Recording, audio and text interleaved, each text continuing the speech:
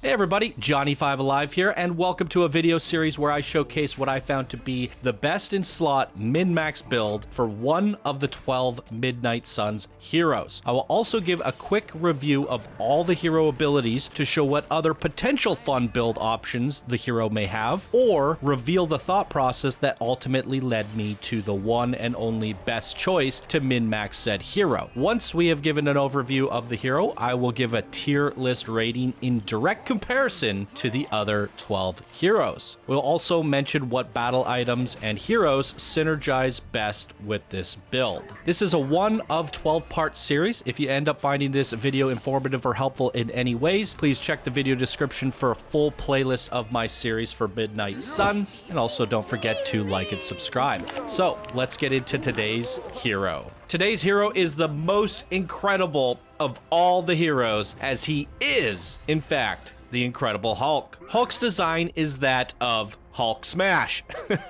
His kit focuses heavily on large cost heroic cards, and fun fact, he is the only character in the game with 5 heroic cards to choose from. The rest of the roster only gets 4 each. Hulk also has an interesting design mechanic in that of the rage system. Hulk has 5 nodes of rage, and he builds those nodes mainly by taking damage or with a couple select cards that each build rage. Each rage increases his damage by, I believe, 30% or so, meaning that if you get his rage completely full, he will be doing roughly 150% more damage, which is pretty insane. This can also be looked at as somewhat comparable to Captain Marvel's Binary, as when she uses 3 of her own cards, she goes Binary and does 100% more damage. The difference with Hulk, however, is almost every single one of his card plays cost 1 rage, meaning that rage mechanic is much more volatile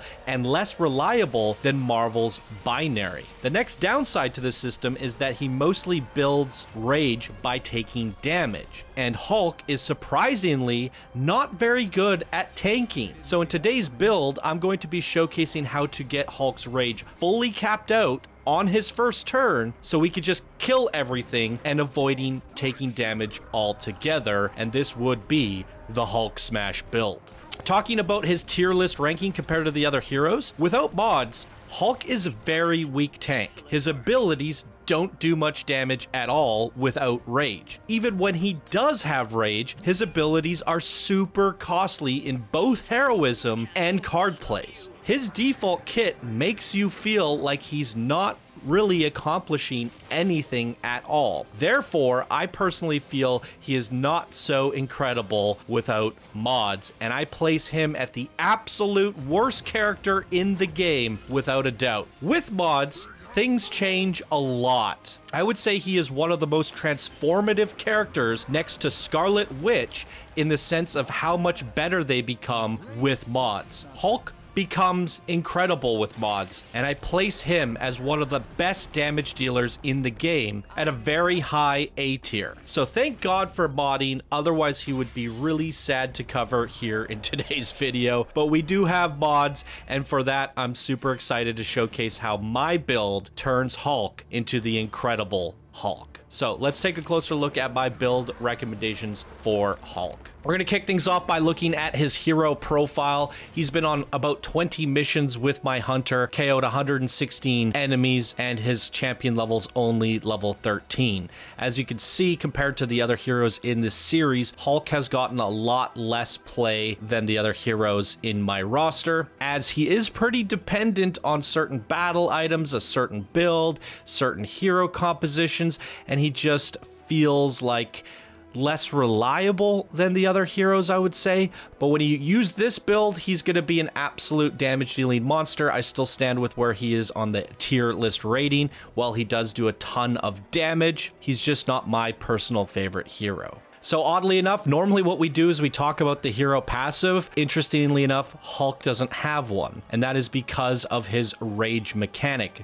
His rage mechanic is basically his passive. Whenever he takes damage or uses certain abilities, he builds that rage, ultimately leading to 150% more damage. And they felt, I guess the designers felt, that because it's such a high amount of bonus damage, that I guess he doesn't get a passive as a result, which is very strange. I may or may not be wrong about that passive thing because of his rage system, but there seems to be a bug or a glitch. I don't know. It has something to do with the Deadpool DLC. I have no idea. But if we look here, my hero profile, I have 0 friendship with Bruce Banner. I have taken him on havens. I've fulfilled friendship requests. I've given him gifts. I've brought him on activities. And I've definitely, every time you bring him on a mission with Hunter, any character that you bring with Hunter, they gain friendship by simply going on a mission with Hunter. Therefore, if he's been on 19 missions with Hunter, he would at least have gained some friendship levels. So normally the friendship level goes up in order to increase a hero's passive. So like Captain Marvel, for example, she has friendship levels, she has a passive, and therefore it's all working properly. So I think for whatever reason, since he doesn't have a passive or his passive's busted, I don't know, he's not gaining friendship levels. And none of these activities or gifts or anything that I'm doing for him are actually registering. Might be just a bug with my game. I seem to have bad luck with that.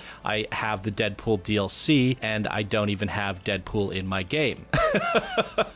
So yeah, that's his passive talk there. We're just gonna ignore the friendship and passive system and continue onward with his build. Looking at his stats here, obviously building up his crit chance and crit damage is going to be a must. Mine's not very high because I don't use Hulk that much. He's not one of my favorite characters, regardless of how mighty he can actually be. But a 50% crit chance and a 75% crit damage is ideal if you love this hero. Fortitude's also going to be great for his ability to be a better tank. That Fortitude is going to give you half of your health as armor. So my Hulk is going to start with 415 armor. That's pretty huge. Resilience is going to also be good to resist negative effects if you are using him to tank. He does have knockbacks, so strength is also going to be good on him. And you don't really need power on him unless you're using some of his area effect abilities, which we're not really. World Breaker already covers the whole map, so you don't really need to make that bigger. So yeah, willpower is also okay to help heal him up between missions if he's tanking. Mainly, my biggest recommendation for Hulk, you don't really need anything other than his crit chance and crit damage if you're really going to focus in on him. He's generally just going to kill everything, so you don't really have to worry about building up him as a tank.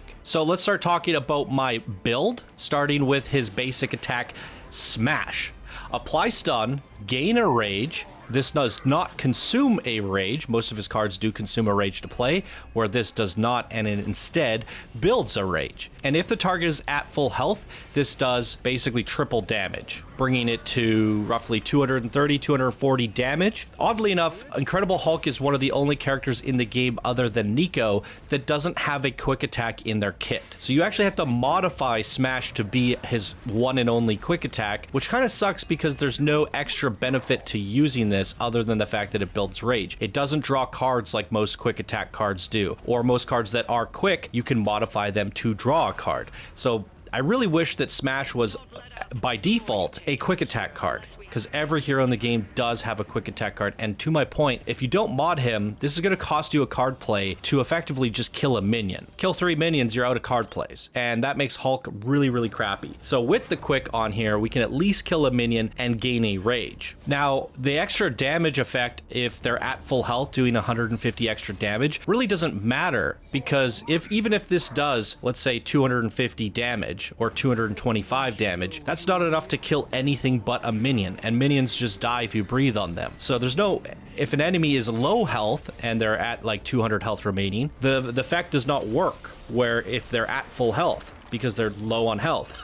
So there's no minion in the game that's like in between a minion and something that has roughly about 200 health. Everything is much, much more health than that. So the extra effect here of if they have full health and it does extra damage, you won't really ever get use out of that. So again, it's also a really weirdly poorly designed card. We will talk about battle items later, and this will make him draw cards with his attacks, and that's gonna really, really help Hulk. Hence another reason why he's not one of my favorite heroes, because he has so many requirements attached to him. But we're gonna be using our quick smash to build up our rage. We need it to kill minions to build that rage up, and with the 2 smashes in our deck, we can ideally smash 1 or 2 enemies, building up 2 out of that 5 rage. With a character like Hunter in your deck, in your our team who can draw last attack played for free with all of these different cards, we can therefore redraw our smashes and build up even more rage. So that's definitely a good teammate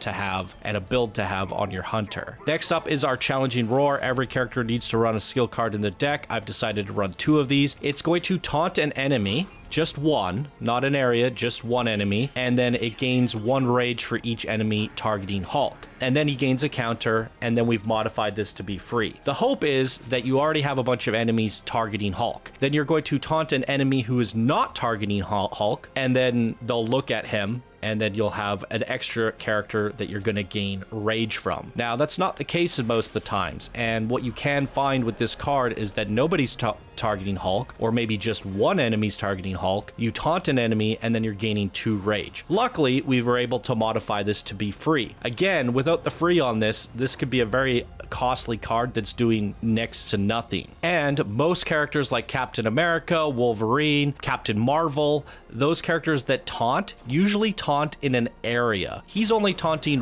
one character. I really wish this was an AoE taunt, but it is what it is, and it can oftentimes feel very weak, but if you've managed to draw the attention of a bunch of enemies, then it will feel very strong. It'll build up his rage. But between his smashes and his challenging roars, we should hopefully be able to fill up his rage. Now that his rage is full, we could start using our heroic attacks. However, his challenging roar is free, so it doesn't generate heroism anymore. His smash is only generating 1 heroism, and you can see by the cost of their heroics, 3, 3, 4, and 6, we will definitely not have enough heroism to play those on his own. Again, further meaning that Hulk relies on characters that can heavily generate heroism. Assuming you have characters that can generate heroism, that can help him draw cards, then he is one of the highest DPSs in the game. Let's take a look. So, Mighty Blow, Forceful Knockback, which is massive. If they are stunned, it does an extra 300 damage. And remember, we can stun them with our smash. But if we stun them with our smash, we're not getting the card play refunded because they didn't die. So that's going to cost you a card play. But you get to follow it up with a Mighty Blow that does massive amounts of damage. So that is a combo that you can use, is smash them and then Mighty Blow them. With full rage, 150% more damage, this is going to be doing up to 1,000 damage. It'll pretty much kill anything, and if it doesn't, the Forceful Knockback will send them flying into an ally, an obstacle, off the map, or something, and will likely kill them. So oftentimes I feel that Mighty Blow will just destroy anything, and because we've modified it to be quick, we're getting the card play refund for that. So even in the case that you have to smash an enemy to stun them, to then have enough damage for the bonus effect to actually kill them, at least this, being quick, will refund the card play, so you only used 1 card, not 2. And again, to my previous point at the top of the video, if this didn't have quick and all this stuff, these are going to be very, very costly cards, both in heroism and in card plays. So I run 2 of these because they hit so hard. Originally, I tried running 1 with double Thunderclaps, but I wasn't getting much use out of the Thunderclaps, and Thunderclap is a 4-cost heroic. I find having just 1 Thunderclap is enough, and what this does is it knockbacks and applies stun to each enemy in a line, and it's a very, very tiny line. But here's the kicker. This only does 48 damage. Even if he has 150% more damage, you're not getting much damage out of this card at all. I've modded it to apply 1 vulnerability.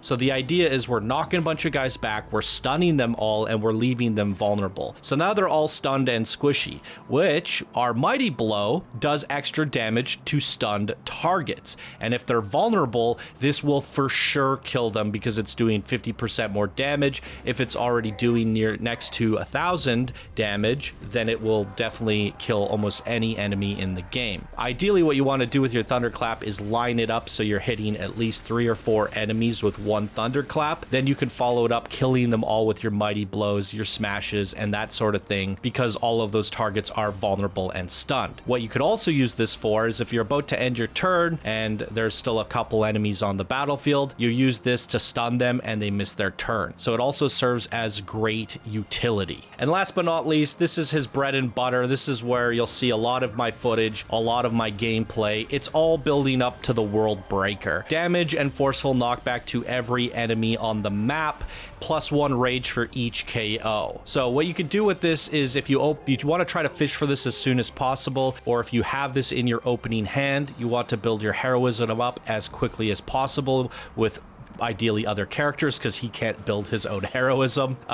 But if you open up with this, he'll be at full rage. That means he can basically go ahead and Hulk smash everything that survives because his rage is full. What I like to do is try to use my smashes, my challenging roars, and all that stuff, and try to fish for World Breaker and use this when he's at full rage, because this will do 150% more damage, and that means it's going to be doing almost 1,000 damage to everything than the forceful. It pretty much clears the entire map when you just use this ability, and the mission's over. Between World Breaker being a map clearing ability that just kills everything, and being able to follow up with mighty blows that will basically one-shot anything with quick, that is why I ranked him so high in the A tier in terms of damage dealing. But now that we're talking about it and how reliant he is on other heroes building that heroism for him, how reliant he is on other characters drawing cards or battle items to draw cards, there is definitely an argument to be said that I placed him too high in the tier list rating. However, there's not many characters in the game other than Wolverine that can just use an ultimate to win the mission. So this will just win the mission, and in most cases you'll get this in your hand, and all the footage you're seeing in the background of me using the Incredible Hulk, every single mission I've brought him on, he's played World Breaker and won the map. So he's always being effective when I bring him, but it also kind of depends on who you're bringing him with. So I still do stand by my argument that he is one of the heaviest damage dealers in the game, regardless of him needing a little bit of help to get there. But that is only once he's modded. As I mentioned, he's pretty much one of the worst characters, if not the worst character in the game without mods. So with that said, we're going to head over to the Forge and take a look at his other abilities that we have not put in this build, and discuss kind of what makes him overall a bad character without mods, and potentially why I led to the build that I have here today. So Rampage is definitely an interesting one. It's a chain 3 taunt, full combo, 1 heroism, which is really abysmal considering this cost 3 heroism. This is basically if you pump the full chain into one enemy, it refunds you 1 of the 3 heroism, which is kind of crap. This ability only does 116 damage. I guess once he's fully built up on rage, you're looking, you know, closer to 400 or 500 damage, and that is a chain 3, so it's a lot more damage, and you're running around smashing and taunting everyone, which could definitely play into your challenging roar. If you've rampaged a bunch of enemies, you're going to get more value out of challenging roar. I was considering using this in my build and then modding it to be quick, but apparently you can't mod chain attacks to be quick. So no matter what you do with this, it's going to cost you a card play. It's a very, very expensive card, both in heroism and not being able to refund the card play unless it kills something that's marked. Chances are you're gonna have to bring Doctor Strange, Nico, and Hunter, and you're not gonna have a marked support character unless you're making it so you mark taunted enemies through battle items, which I tend to do. We did not look at Crush. If the target has stun, it does bonus damage. On KO, this does not consume rage. So I considered using one of these in the build because it doesn't cost as much heroism and it builds heroism. We can mod this to be quick, so if we do end up stunning something with a thunderclap or a smash, we can then follow up with Crush with quick and get the card play refunded, and we wouldn't be consuming our rage. So there's definitely an argument to squeeze one of these in the deck. I just don't feel like in my current build has room for it. Next up is Gamma Kick, forceful knockback, taunt, and apply 1 weak. This card does not do damage, so it kind of sucks because the whole idea of him is to build up your rage to increase the damage he's doing. If the card doesn't do damage, it receives no benefits from his rage. Kind of an oversight on the developer's part. Really bad design